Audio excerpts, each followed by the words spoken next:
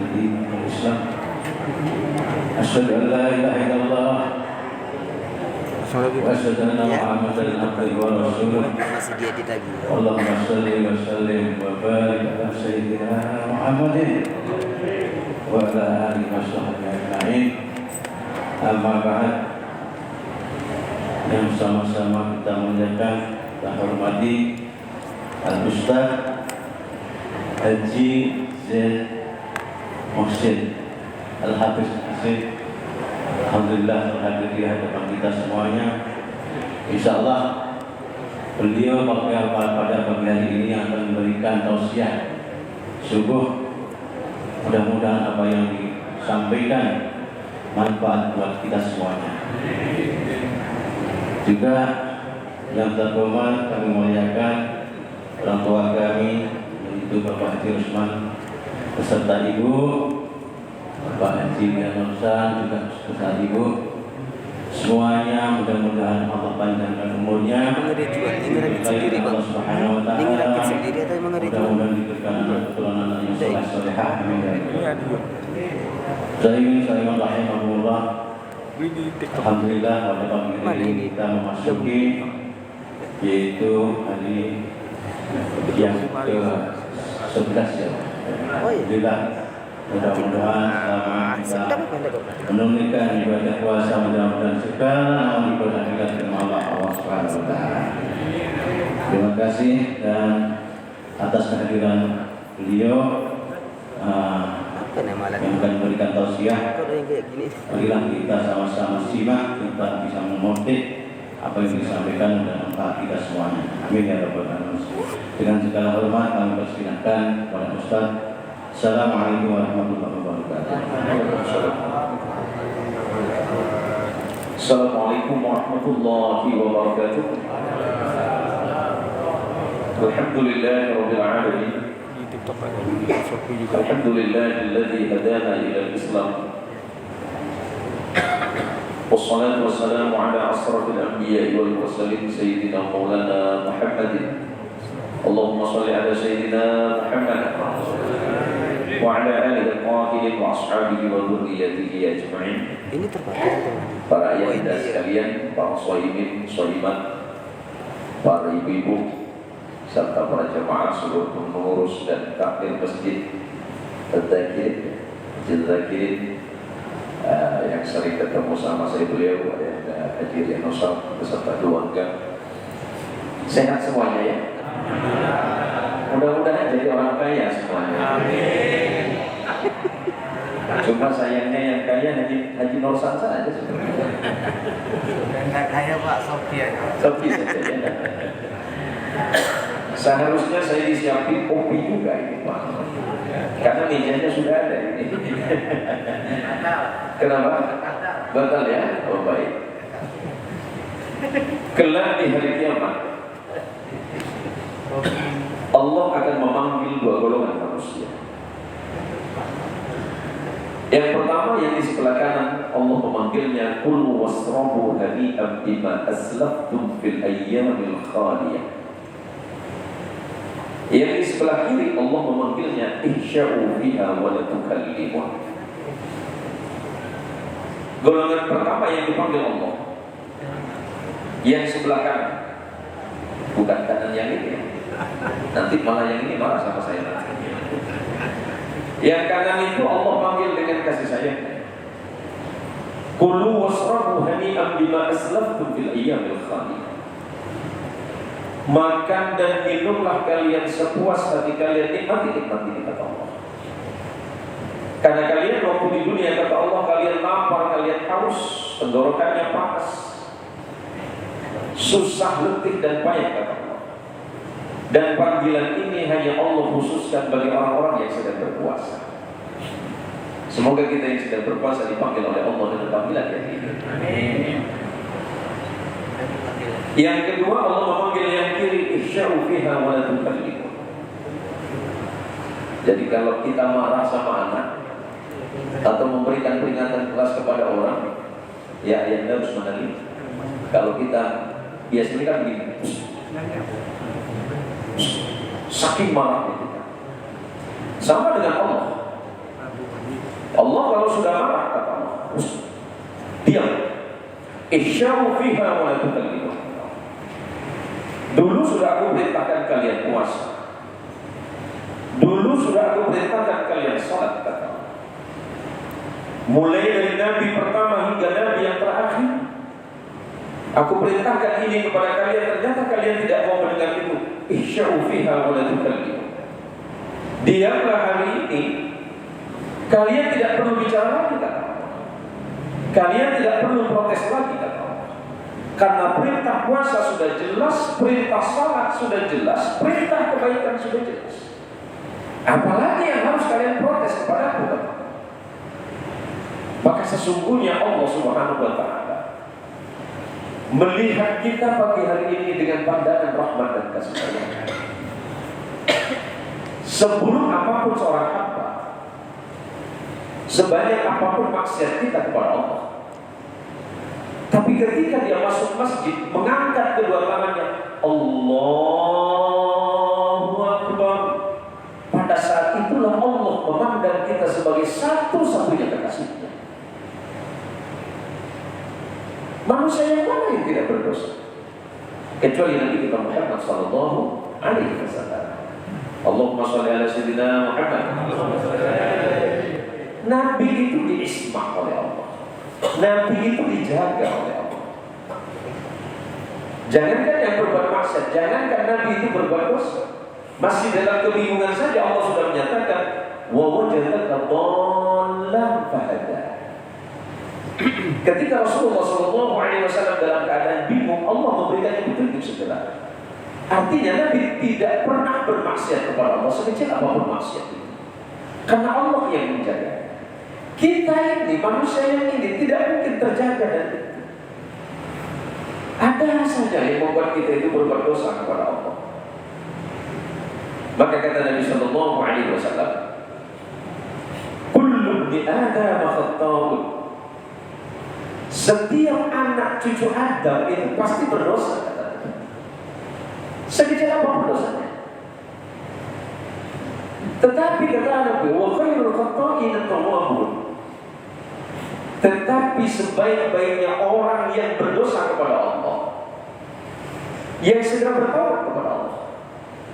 Maka setiap kali kita berbuat salah, maksiat kita kepada Allah, segera dibarengi dengan istighfar. Astagfirullahaladzim. Coba kita hitung di masjid ini, berapa puluh orang yang hadir. Tetapi berapa banyak di antara kita yang tidak menyadari sesungguhnya saat ini Allah telah jatuh cinta kepada kita semua.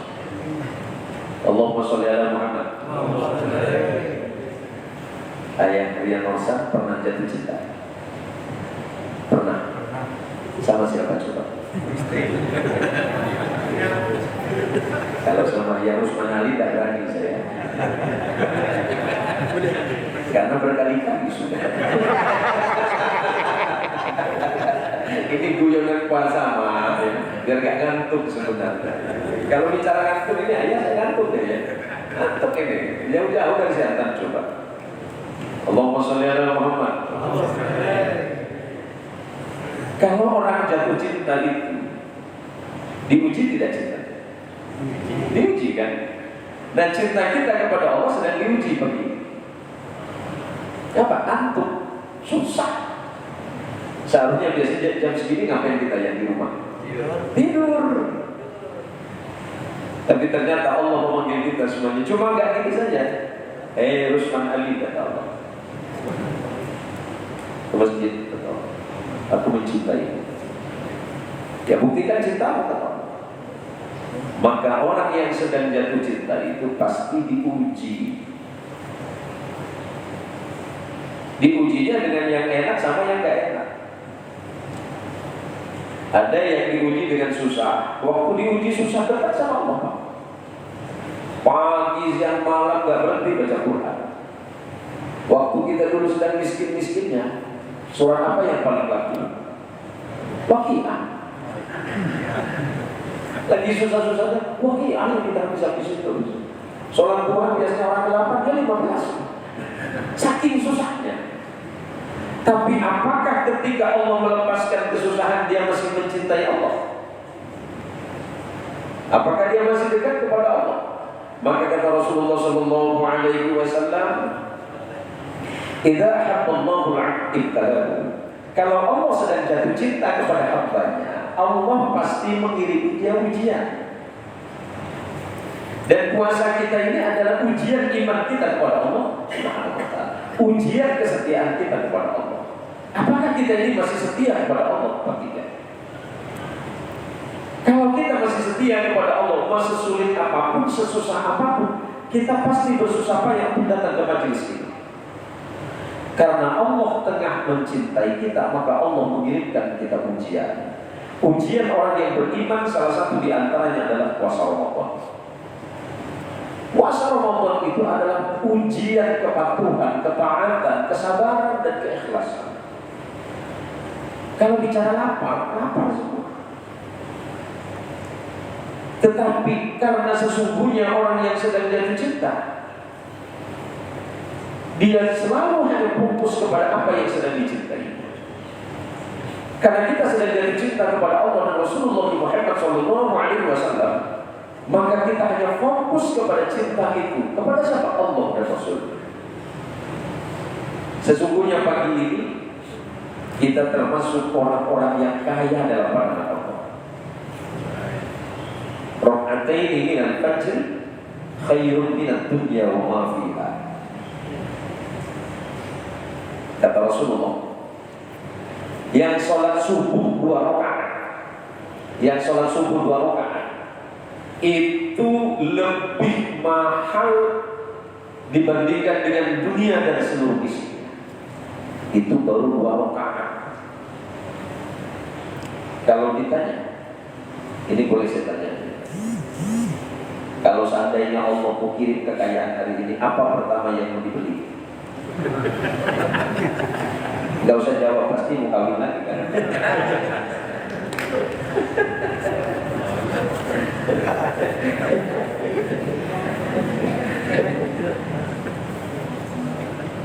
Kalau ditanya cukup enggak?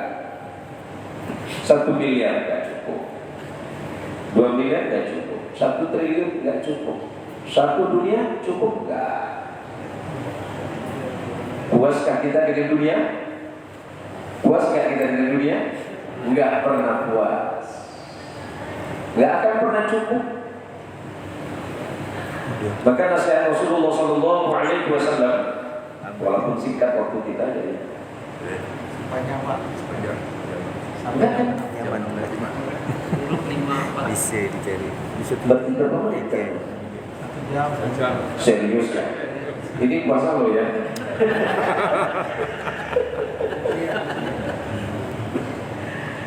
Lau kana libni Adam wadiyan min malin labtagha thalithan. Seandainya manusia itu Allah berikan harta 2 lembah, anggap 2 Pontianak.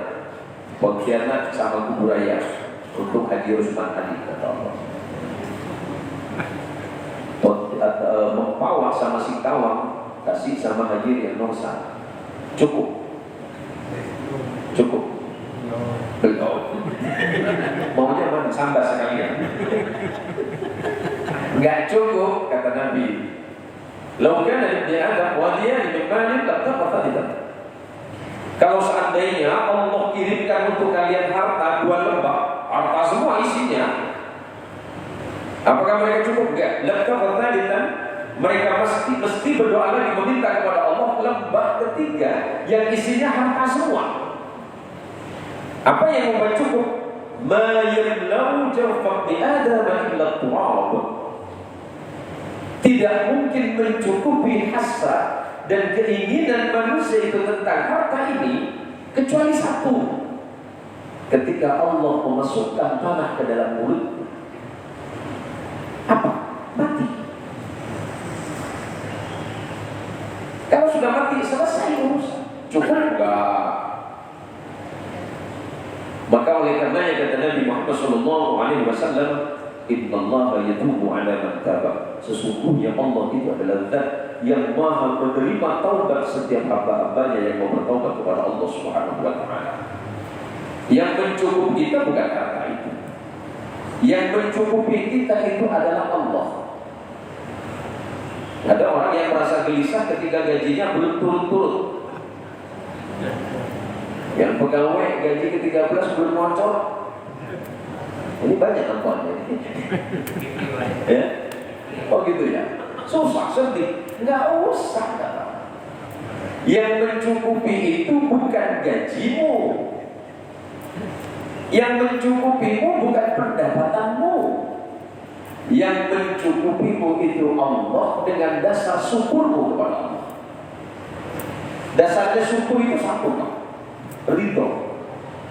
La syukra illa birridho. Tidak mungkin kita ini pandai bersyukur kepada Allah kalau kita ini tidak pandai senang atas penetapan Allah terhadap rezeki kita. Alhamdulillah ya Allah, hari ini saya bisa puasa, badan sehat ya Allah. Walaupun saya hanya sahur dengan seadanya ini ya Allah. Tetangga saya hartanya banyak, uangnya berlimpah ya Allah, ternyata hari ini gak bisa sahur ya Allah. Kenapa? Sedang sakit. Maka sesungguhnya kita ini pagi ini sedang kaya raya.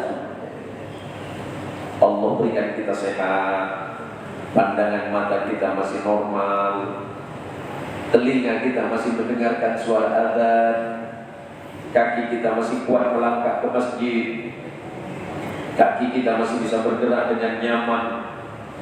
Subuh-subuh tadi kita bangun jam 3, dibangunkan istrimu sahur. Alhamdulillah ya Allah, pandangan mata saya masih jelas dan normal ya Allah. Kalau seandainya Engkau tidak memberikan nikmat yang besar dalam hidup saya ya Allah, niscaya saya bangun tidur dituntut sama anak sama cucu ya Allah. Pendengaran saya masih jelas ya Allah. Ya Allah, kaki saya masih normal, turun dari tempat tidur dalam keadaan sehat ya Allah. Maka Allah bertanya kepada kita masing-masing, Fabi ayyi ala'i rabbika tatamara. Wahai fulan bin fulan, nikmat Allah mana lagi yang membuat engkau masih ragu-ragu kepada Allah? Puasa Allah datangkan biar kita lebih tenang. Coba, makanan yang paling enak itu apa ibu? Ibu, makanan paling enak apa? Makanan paling enak apa? Pucuk ubi.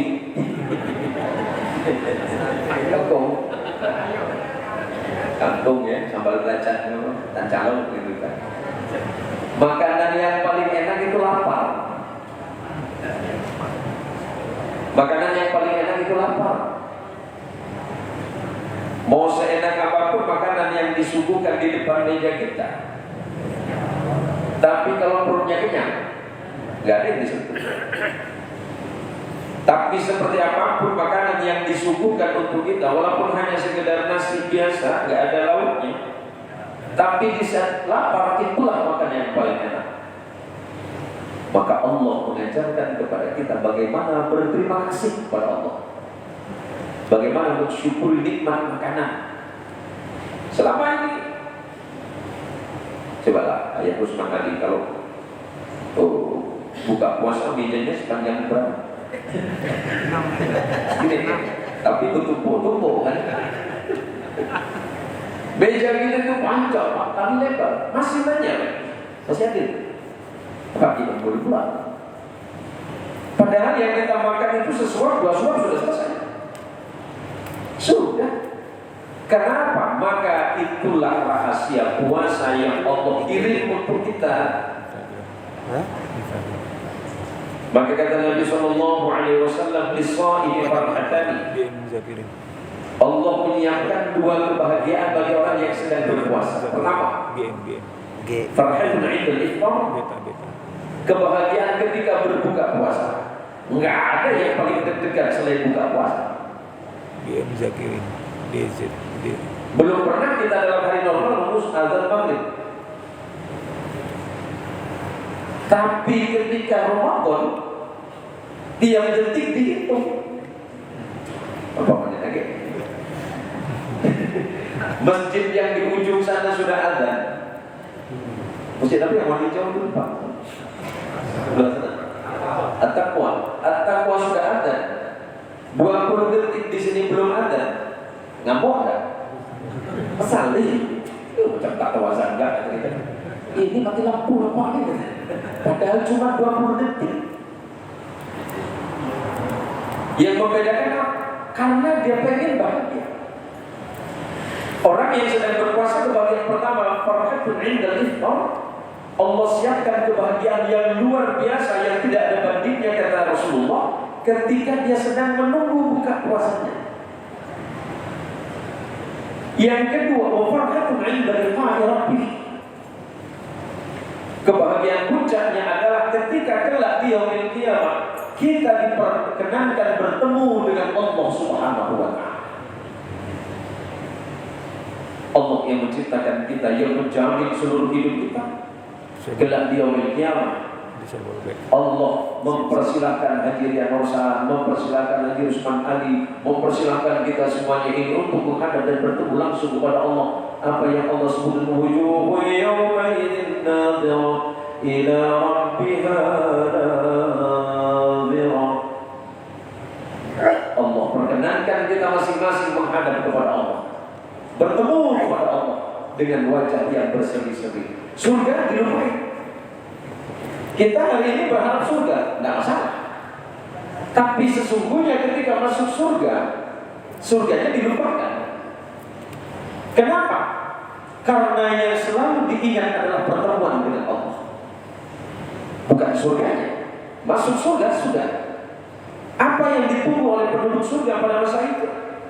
Yang ditunggu oleh penduduk surga adalah pertemuannya dengan Allah Azza wa Jalla. Dan itulah pertemuan yang sangat indah, pertemuan yang sangat membahagiakan bagi siapa? Bagi orang-orang yang selama hidupnya taat dan patuh kepada Allah, salatnya tidak pernah lupa, zikirnya tidak pernah lupa dan tidak lalai, puasanya dia sempurnakan, dia senantiasa bersedekah berbuat baik di jalan Allah Subhanahu wa taala, maka Allah memanggil dirinya dengan panggilan kasih sayang yang sebagaimana saya bacakan di awal. Kulu wasrabu hani'an bima aslaftum fil ayyamil khaliyah. Wahai kekasihku kata Allah, wahai orang yang mencintaiku, wahai orang yang sangat aku cintai, sekarang nikmati apapun yang ingin kau ambil di tempat ini, karena kalian dulu pernah bersusah payah dalam hidup kalian. Allahumma sholli ala Muhammad, Allahumma sholli ala Sayyidina Muhammad, Allahumma sholli ala Sayyidina Muhammad. Nikmat yang tidak terperi itu adalah nikmat ketika kita ini masih beriman kepada Allah. Karena kita beriman kepada Allah, maka Allah panggil kita semuanya ke masjid ini. Bukan karena kita sehat. Kita bisa ke masjid bukan karena sehat. Ternyata banyak teman-teman kita yang sangat sehat, tapi nggak bisa ke sini. Kita doakan saja. Mudah-mudahan teman-teman kita, tetangga kita, saudara kita diberikan kelembutan hati oleh Allah untuk bisa datang ke masjid yang sangat mulia ini. Kita bisa sholat di tempat ini bukan karena kita sehat dan sempat, bukan karena sempat, karena banyak orang yang sempat tapi tidak menyempatkan diri datang ke masjid. Ini kadang-kadang yang unik, ini bukan kita tertawakan, kadang-kadang unik. Hidup gak pernah sholat di masjid, bagian mati kita disolatin di masjid. Ya sekali-sekali lah kalau enggak datang di masjidmu. Nanti kalau kau mati, kau pasti dibawa lagi ke sini. Ini kadang-kadang ya saya bilang, Ustaz ini kita ya udah gak apa-apa, bawa aja. Ini jadi saksi kebaikan dia di akhirat walaupun dia tidak sholat di masjid, minimal disolatin di masjid seperti itu. Jadi para jamaah sekalian dirahmati Allah, apa yang membuat kita bisa datang, bisa sholat, bisa bersama-sama berjamaah? Ini hari-hari biasa memang penuh seperti ini. Tiap hari, selain Ramadan, sama penuh sampai di luar semuanya. Tapi alhamdulillah ramai ya. Mudah-mudahan jamaah kita istiqomah semuanya.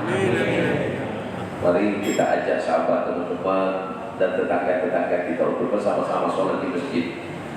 Karena orang datang ke masjid itu baru masuk saja, kita baru masuk saja, malaikat sudah nunggu di depan. Siapa itu? Oh, dicatat. sampai jam berapa pulang, menit ke berapa pulang, dicatat oleh para malaikat Allah. Orang duduk di masjid itu kata Nabi, idza ra'aitumur rajula ya'tadul masajid fashhadu lahu bil iman. Kalau engkau melihat orang lain masuk masjid, baru masuk saja, hatinya terikat ke masjid dan dia mencintai masjid, saksikan orang itu dalam keadaan beriman kepada Allah Subhanahu wa taala. Itu baru masuk, baru duduk, sudah dihukumi sebagai orang yang beriman kepada Allah.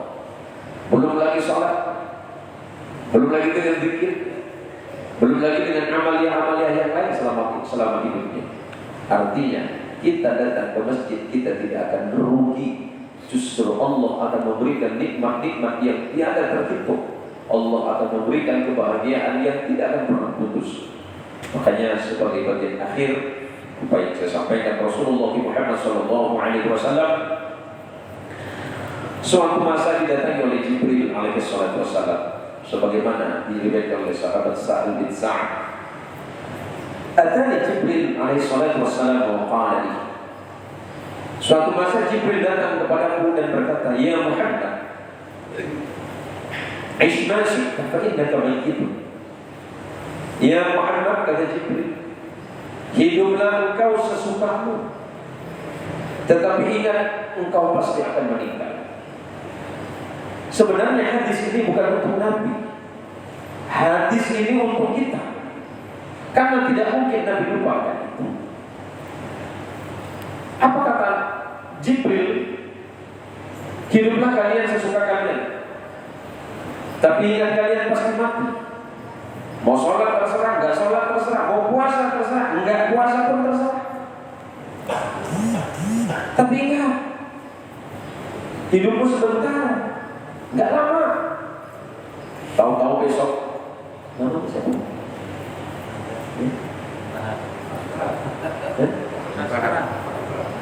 Bapak Mutahar tiba-tiba nanti turun kan, inna lillahi wa inna ilaihi raji'un.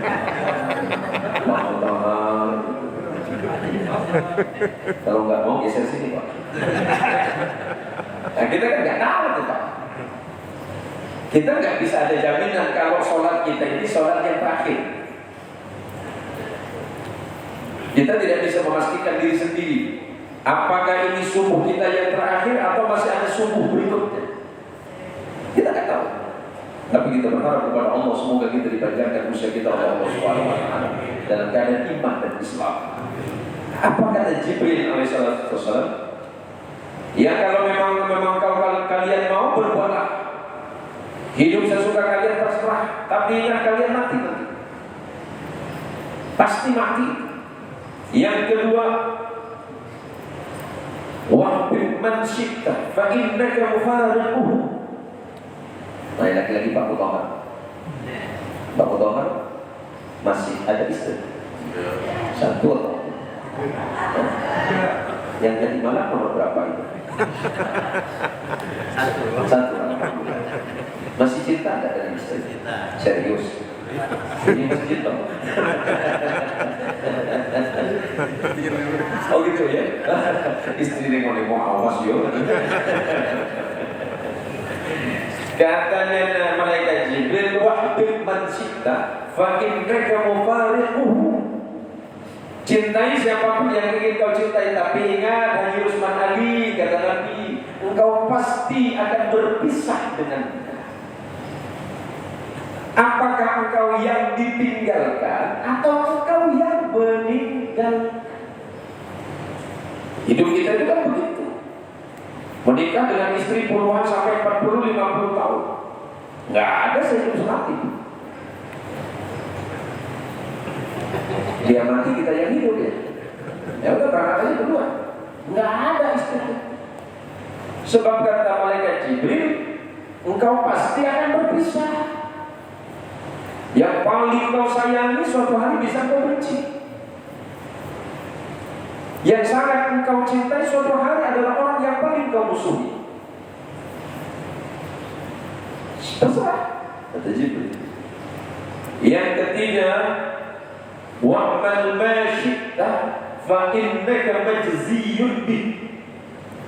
Lakukan apapun yang ingin kau lakukan, tapi ingat, Allah akan memberikan balasan-balasan dari perbuatan.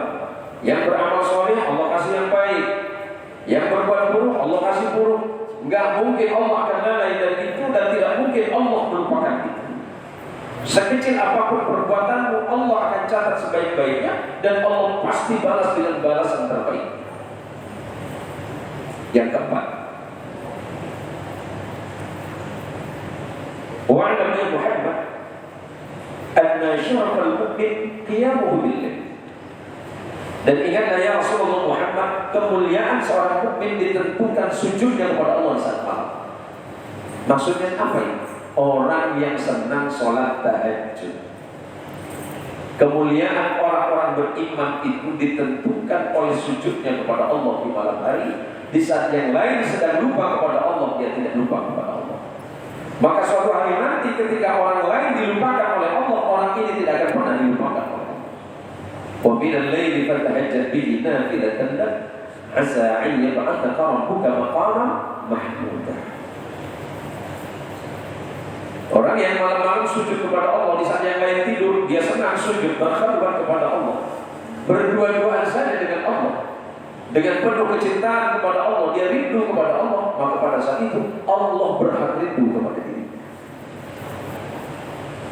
Ada tipe dua orang yang doanya ditahan.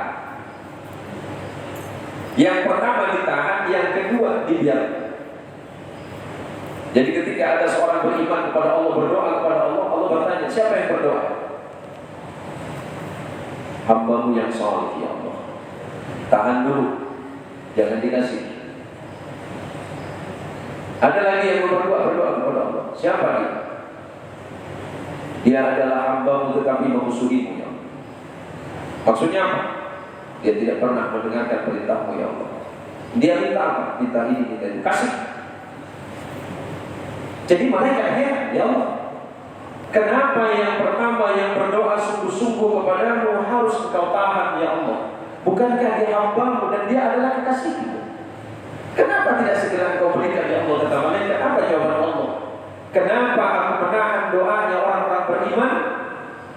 Karena aku sangat mencintainya. Aku ingin mendengar doanya lagi. Aku ingin mendengar permohonannya lagi. Aku ingin mendengarkan munajatnya lagi kepadaku, kata Allah. Sementara orang yang mengingkariku, kata Allah, kenapa segera aku kasih? Karena aku malas mendengar permintaan. Orang yang dimusuhi Allah segera dikasih oleh Allah. Kenapa? Allah tidak senang dengan permintaan. Daripada kita lagi kasih lagi. Yang kelima, yang terakhir, wa izzuhu istighna'u 'anil nas. Dan kehormatan seorang mukmin adalah ketika dia selalu bergantung kepada Allah, bukan bergantung kepada sesama manusia. Semoga Ramadan kita hari ini, hari yang ke-11 ya, ada yang ke-12 mungkin, atau ada yang hari kedua, ada yang kedua Pak? Hari kedua ya?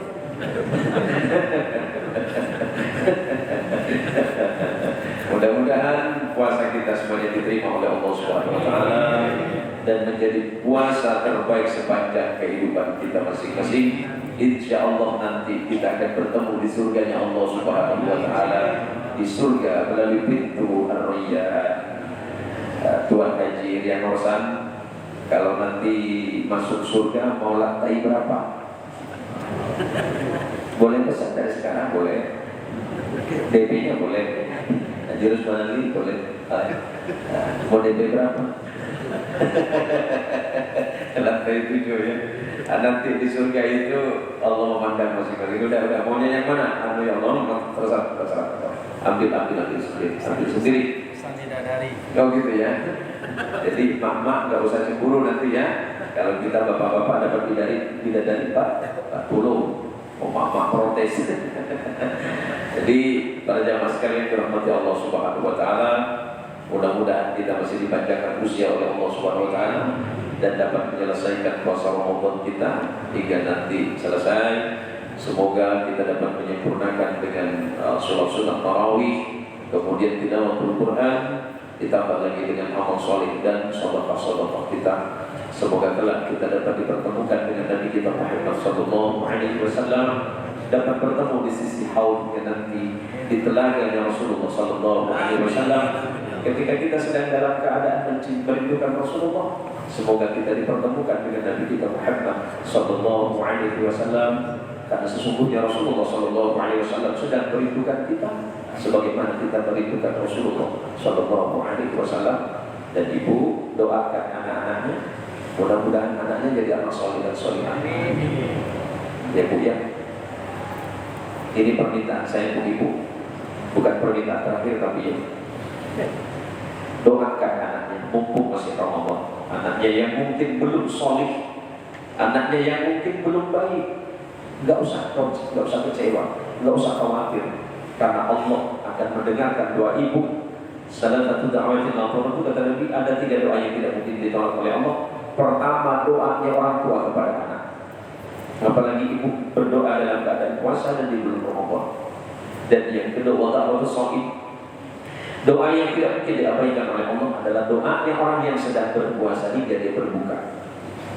Dan yang ketiga, da'watul musafir, doanya orang yang sedang dalam keadaan perjalanan atau musafir di jalan Allah. Kiranya ini saja yang dapat saya sampaikan, walaupun sebentar, tapi mudah-mudahan manfaat. Mudah-mudahan ini menjadi ilmu dan bekal bagi kita dalam menyempurnakan amal ibadah kita masing-masing. Kita kirimkan Fatihah untuk kedua orang tua masing-masing, karena ini hari Jumat. Ini hari Jumat. Tidak ada hari yang paling baik ketika matahari terbit kata Nabi, melainkan pada hari Jumat. Ala hadhihi niyyah, kalau sebutkan nama orang tua masing-masing di dalam hati. Ala hadhihi niyyah wa likulli salih bi jaddi Nabi Mustafa sallallahu alaihi wasallam wa thumma ila ummahatina wa abaina. Sebutkan nama ibu dan bapak masing-masing.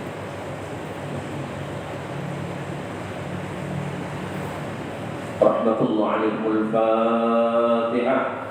A'udzu billahi minasyaitonir rajim. Bismillahirrahmanirrahim. Alhamdulillahi rabbil alamin. Ar-Rahmanir Rahim. Maliki yaumiddin. Iyyaka na'budu wa iyyaka nasta'in. Ihdinas siratal mustaqim. Shiratal ladzina an'amta 'alaihim ghairil maghdubi 'alaihim waladdallin. Alhamdulillahi rabbil alamin. Hamdan syakirin, hamdan na'imin, hamdan yuwafi ni'amahu wa yukafi mazidah. Allahumma ya Allah ya Rabbana lakal hamdu kama yanbaghi li jalali wajhika wa 'azimi sultanik. Allahumma shalli wa sallim ala rasulika wa nabiyyika Muhammadin sallallahu alaihi wasallam. Allahumma ya Allah ya Rabbana ya Rahim ya Ghafur la yaghfiru dhunuba illa anta ya rabbal alamin.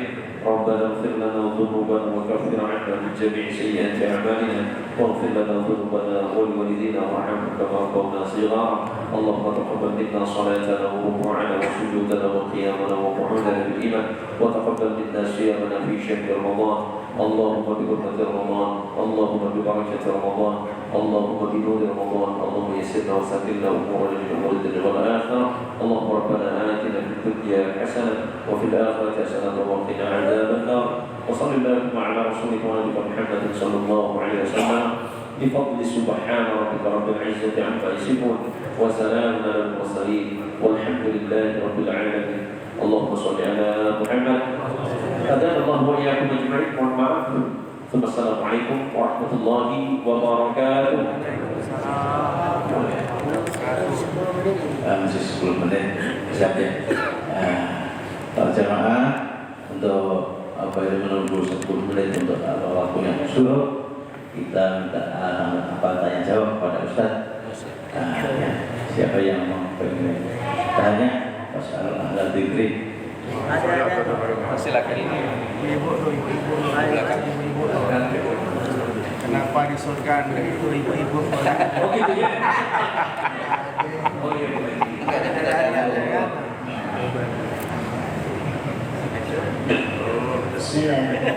Assalamualaikum warahmatullahi wabarakatuh. Ini Ustaz, ada pertanyaan yang ingin saya tanyakan.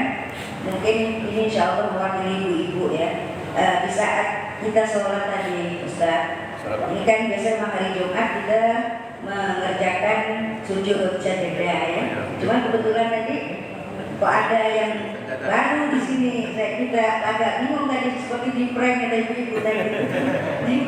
Jadi mohon penjelasannya. Jadi biar menambah wawasan kita dan mohon maaf dengan keterbatasan ilmu kita. kita. Syukran Ustaz. Assalamualaikum warahmatullahi wabarakatuh. Waalaikumsalam warahmatullahi wabarakatuh. Ya memang terkesan ngeprank Bu ya. Ini sujud apa kok main singkat-singkat tanpa aba-aba. Tadi memang kekeliruan saya itu di awal cuma kasih tahu nanti kita sujud sajadah. Saya pikir seluruh jamaah paham. Rupanya ada juga yang tidak paham.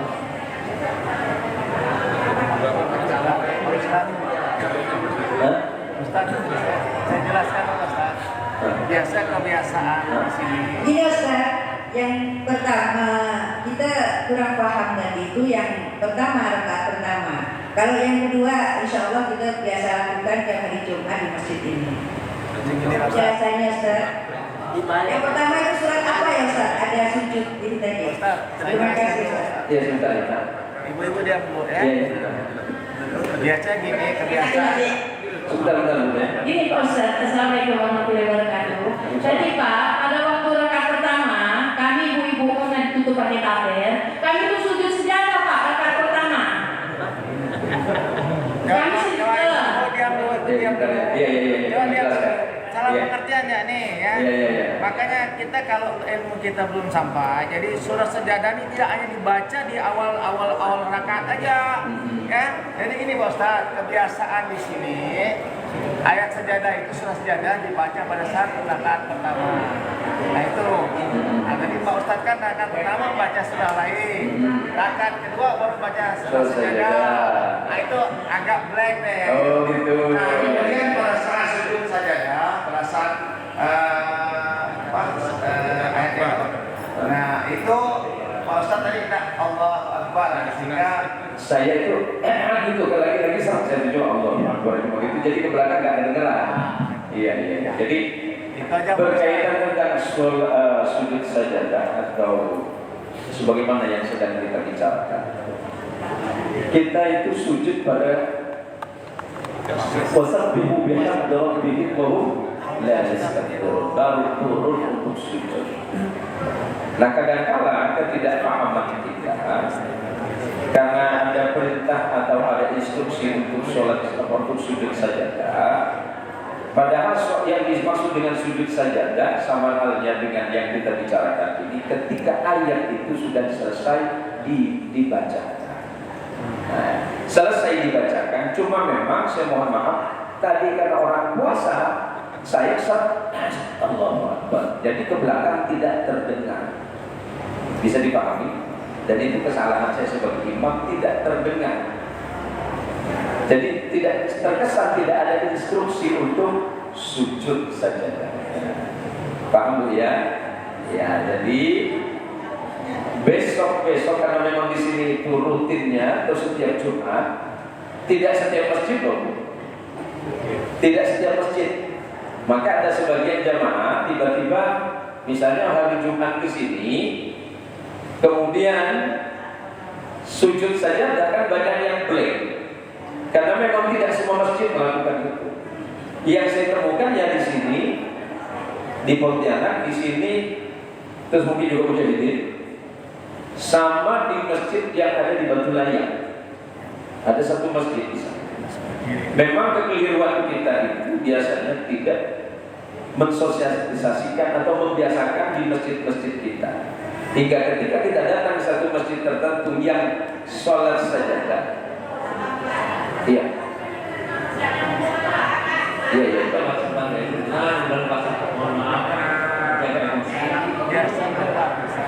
ayat sajadah pada rakaat pertama.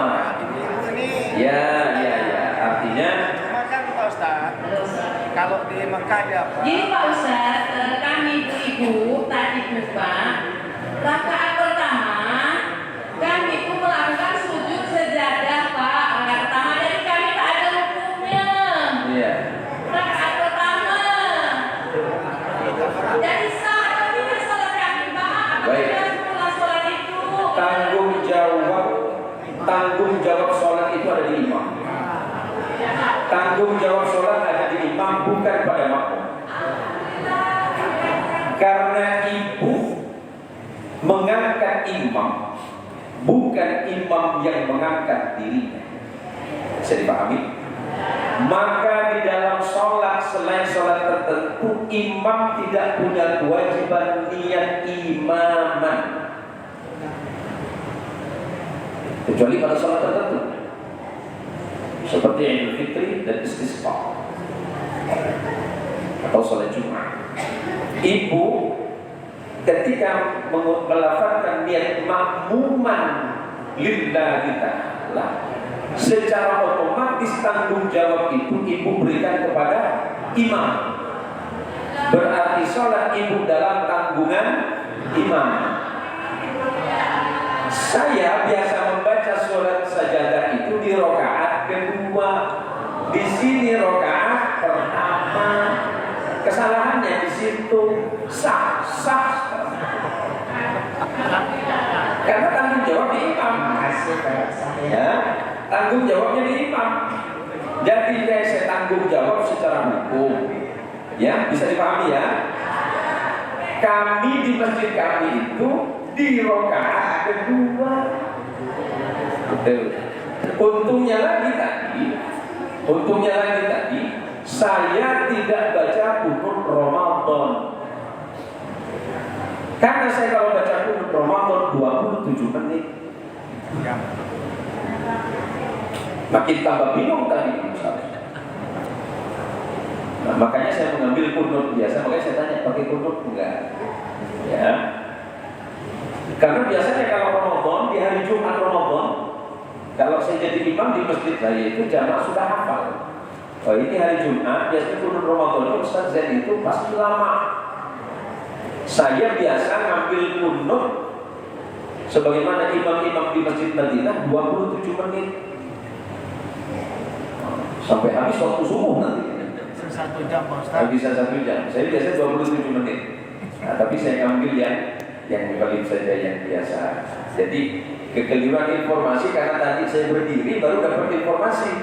Ustaz, sholat sujud sajadah. Saya pikir enggak, walaupun di depan ada. Tapi saya pikir-pikir ada sajadahnya enggak hari ini. Karena biasanya kami di sana juga memang hari Jumat. Cuma informasi yang keliru karena di sini kebiasaan di rakaat pertama. Sementara saya di masjid saya itu di rakaat kedua. Tapi ibu gak usah khawatir, tanggung jawab sholat ibu ada di saya sebagai imam. Ya, gitu Bu ya. Karena ibu tadi ketika niat makmuman berarti memasrahkan kepemimpinan sholat kepada saya. Ya Bu ya. Wallahu a'lam. Sudah jelas ya? Ya, baik. Memang kekeliruan informasi saja karena pas mau sholat, pas saya mau berdiri takbir baru dibisikin. Karena yang saya ingat di masjid saya itu di rakaat kedua. Seperti itu ya. Baik. Masih ada lagi? Assalamualaikum warahmatullahi wabarakatuh. Nah, jadi Bapak Ibu sekalian ya. Nah ini kan kebiasaan yang belum kita pernah temui. Ya. Nah ini baru ayat sajadah. Nah kalau nanti Bapak Ibu sekalian yang udah pernah sering ke Masjid Haram, Masjid Nabawi ya, nah bukan saja sujud itu hanya surah sajadah. Iya. Kadang-kala di sana itu begitu imam Allahu Akbar sujud, nah kita tahu ayat apa yang dibaca. Iya. Karena di Al-Quran itu setiap ada tanda untuk sujud sajadah, walaupun kita sedang duduk mendengar orang membacanya kita harus sujud. Karena kalau tidak salah ada sekitar 17 surah, 17 ayat. Nah ini, biar Bapak Ibu sekalian yang belum paham biar tahu nanti ya. Nah tadi ini baru kita temui ini yang baru hari ini kan, yang rakaat kedua. Nah nanti kalau kita udah ketemu yang lainnya udah daerah. Iya. Jadi tadi saya paham, Ibu bertanya itu udah paham. Pasti ini akan menjadikan pertanyaan. Iya betul. Ya, kebiasaan itu biasanya. Iya. Jadi surah sajadah itu tidak hanya dibaca pada saat setiap rakaat pertama saja ya. Nah, dan juga ada surah-surah yang ada tanda sujud sajadahnya kita harus sujud. Tadi Pak Ustaz bilang ada 17. Iya ada 17. Jadi inilah ya yang kebiasaan kita yang kita belum pernah tahu ya. Nah karena ilmu kita tadi belum sampai, nah kita tidak usah protes dulu. Biasa terjadi segini, nah, biasa terjadi segini. Jadi makanya kita kalau berguru jangan satu guru, harus banyak. Enggak karena memang kita sadar dulu ya. Karena biasa di rakaat pertama Tiba-tiba kemudian di rakaat kedua, itu memang juga karena saya tidak terbiasa ngimami di sini, karena kebiasaan saya di sana itu pada rakaat yang kedua dan jamaah sudah paham itu gitu, tapi tidak masalah sih. Nah Pak Ustadz, yang mau saya tanyakan begini Pak Ustadz ya, tadi kan Pak Ustadz menyampaikan ya, dalam Al-Quran juga saya pernah membaca dan kemudian penjelasannya juga jelas. Nah, pada saat di sana nanti Pak, kita di dalam surganya Allah ya. Nah itu bapak-bapak itu akan disediakan bidadari-bidadari yang cantik-cantik. Jadi ini langsung balik bapak-bapaknya. Bagikan itu yang Pak Arif. Nah setelah saya membaca itu ya, saya pernah bertanya kepada Ustaz, Pak Ustaz, Allah kan maha adil, maha segala-galanya. Iya. Kenapa ibu-ibu itu kok tidak sediakan seperti bapak-bapak yang tampan-tampan ini? Iya. Ibu ya, benar Bu. Baik. Ini mau saya tanya kan Ustaz, supaya ibu-ibu juga dapat penjelasan ya Ustaz. Nah, Gini. terima kasih. Bila tadi berdaya, Assalamualaikum warahmatullahi wabarakatuh. Waalaikumsalam. Ini nampaknya batalkan puasa di tempat lain. Kondisi saya yang barusan, Ibu aja hadir. Ada ya. Ada ya. Boleh saya tanya Bu Bupati? Ada ya. Boleh gitu kan?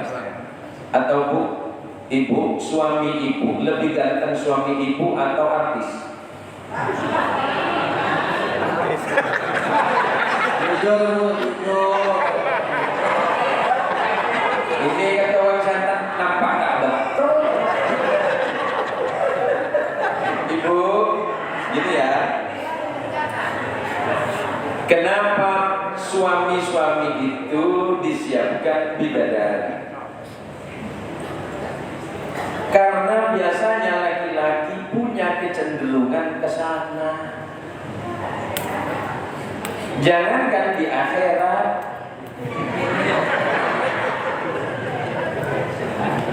kenapa ya?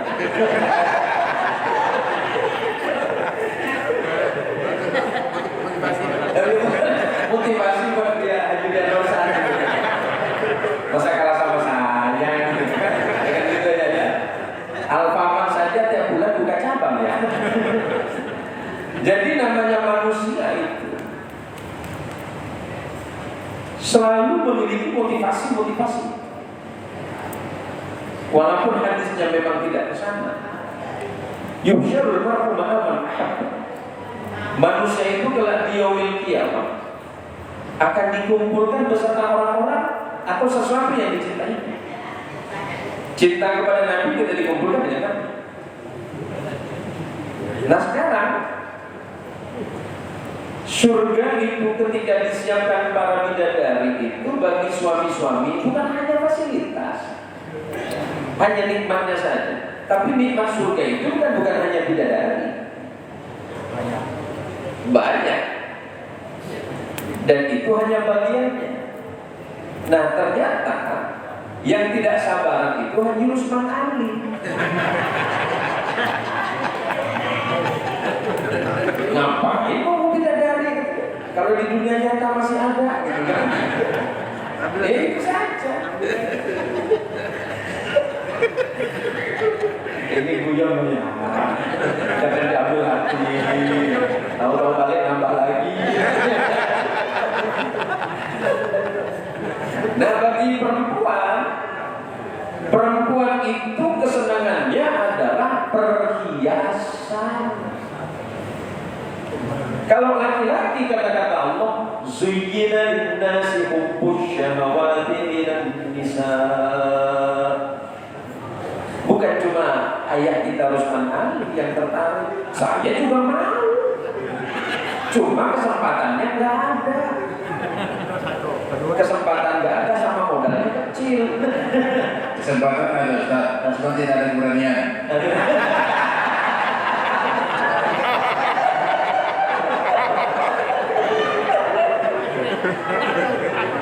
Karena perempuan itu kecenderungannya adalah cinta kepada perhiasan.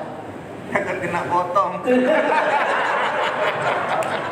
Ini lagunya dan bapak-bapakku, bukan bapak-bapak kita ini.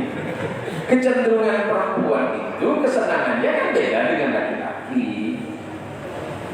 Kesenangan perempuan itu kan pasti kepada ya namanya perhiasan duniawi, ya menghias rumah, pakaian yang indah, mempercantik diri, ya. Kan itu perhiasan. Perhiasan perempuan dengan laki-laki kan tidak sama. Nah, Allah memberikan itu sesuai dengan motivasi-motivasi orang yang masuk surga. Di dunia senangannya apa? Tapi tenang, ayah Rusman Ali, nggak mungkin dikurangi di sana. Oh, punya Rusman Ali kurangi 2, gitu kan? Karena udah diambil di dunia. Enggak.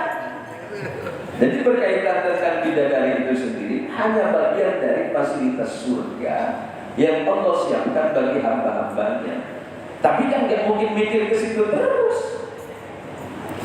Di dunianya saja sudah Allah tampakkan. Laki-laki senangannya apa, perempuan itu senangannya apa. Di dalam berdoa saja perempuan dengan laki-laki juga tidak sama apa yang diminta. Kalau laki-laki yang penting ya Allah berikan saya kesehatan lahir dan batin gini.